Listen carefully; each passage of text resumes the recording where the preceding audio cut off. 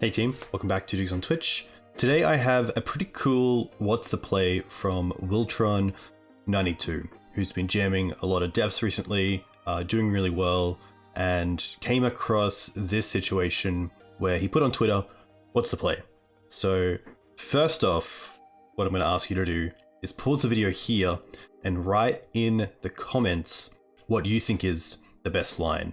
I'll also give you the deck list, which you can find here, just in case you want to use that crop rotation and find something like Sejiri Steppe, Bojuka Bog, Boseiju, Karakas, Ghost Quarter, potentially another depths or stage. So here's the list. I believe this is game one. Let us know what you think. All right. Second, like this video, hit that subscribe button. All right, that's enough chilling out. So this is a pretty interesting play. So we're currently in main phase 1 of turn 4. Our opponent has just attacked us with a Phyrexian Dreadnought for 12 or at 8 life, so we can't take another hit. Because this has trample as well, we can't do something like block and then give protection with Sejiri Steppe, because although that'll save 1 damage, it won't save us from the other 11.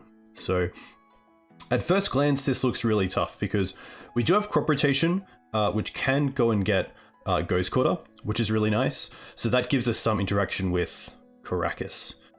So let's just quickly, I believe there's a pen feature here.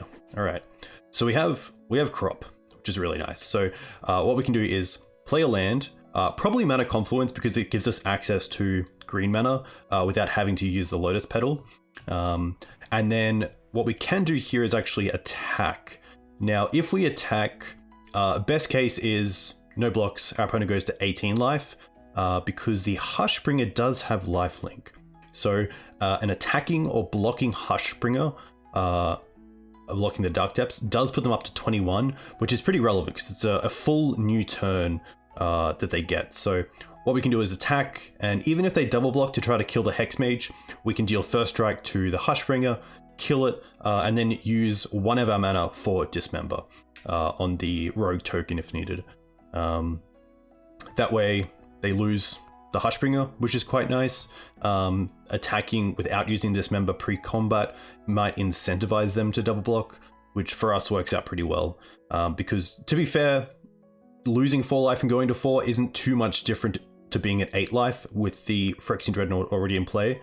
So then let's say we do that. Let's say we attack and they go to 18. So that goes down to 18.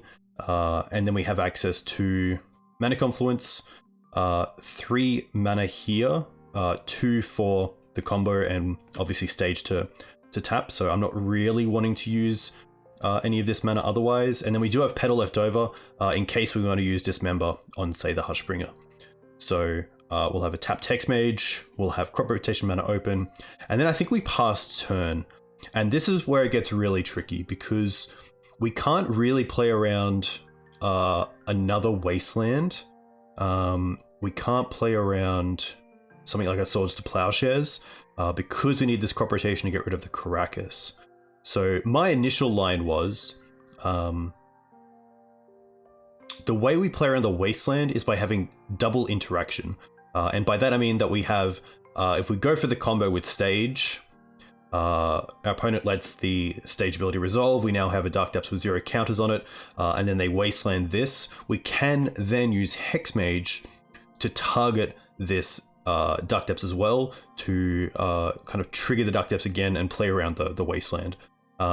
If you really wanted to play around something like Swords to Plowshares, you could start with Hexmage as the first point of interaction, but if they have Swords to Plowshares, you're probably losing this match anyway.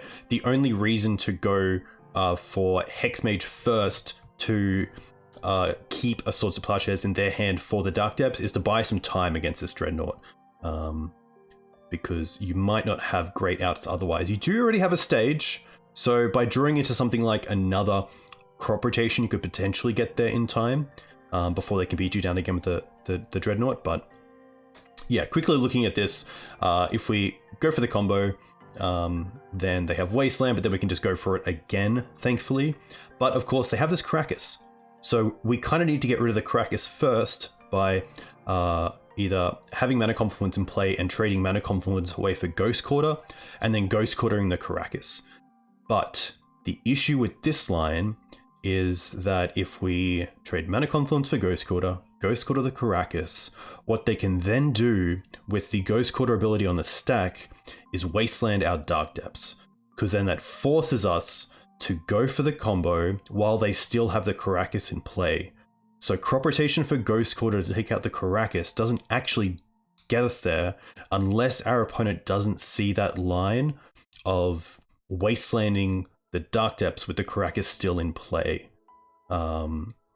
Sometimes you might be able to get your opponent a little bit on tilt where, you know, you've got the one out of crop rotation on Ghost Quarter and they just don't see it and concede. But yeah, I can't think of a way to get through this. I can't think of a line that gets us there. So opponent goes to 18. We have to deal with the Ghost Quarter on Karakas, but their Wasteland does make that plan, in my opinion, not valid, because then they just go for Dark Depths. If we go for Dark Depths, then of course Marit Lage comes in play, they return it to hand, and then they go and get a basic as well. So yeah, I'm a little stumped.